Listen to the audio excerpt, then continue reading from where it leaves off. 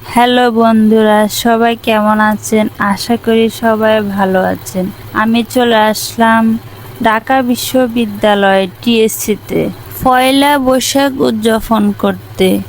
পয়লা বৈশাখের র্যালিতে অংশগ্রহণ করার জন্য ভোর সকালে বের হয়েছিলাম মেয়েকে এবং সাথে মেয়ের বাবাকে নিয়ে।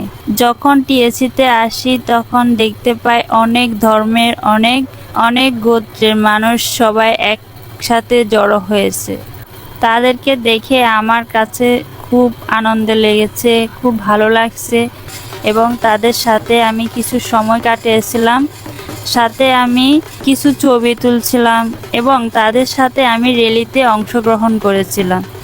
এই ভিডিওটি দেখলে আপনারাই বুঝতে পারবেন এখানে কত ধর্মের লোক এসেছিল, বিভিন্ন গোত্রের লোক এসেছিল, যেমন হিন্দু, মুসলিম, খ্রিস্টান, বৌদ্ধ, এরকম আরও নাম না জানা অনেক ধর্মের লোক এসেছিল।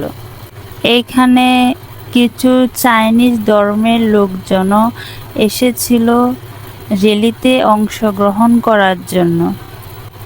এখানে আদিবাসী সম্প্রদায়ের কিছু মেয়ে পুতুলের মতো সাজগোজ করে আসছে। ওদেরকে দেখে আমার খুব ভালো লাগছে, তাই ওদের সাথে আমি কিছু ছবি তুলে নিলাম।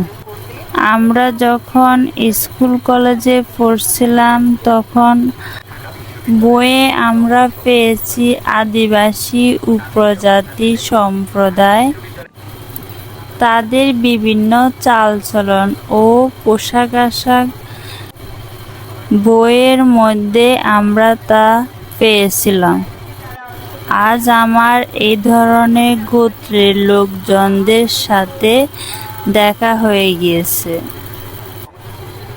টিএসসি থেকে এখন আমরা রমনার বটমূলের দিকে রওনা হলাম। পয়লা বৈশাখ উপলক্ষে বিভিন্ন জায়গায় মেলা হচ্ছে। এখানেও রাস্তার দুই পাশে বাচ্চাদের অনেকগুলো খেলনার দোকান নিয়ে বসছে। সেই আইবাচ্চু গানের কথা মনে পড়ল, মেলা যায় রে, মেলা যায় রে। বাচ্চাদের ঢোল, টুমটুমি, মাটির তৈরি ঢোল গাড়ি, সাথে আছে আরো পুতুল, পাশে আছে চশমা ও একতারার দোকান।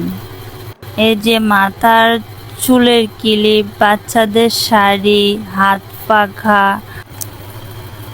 আরো কত কি দোকান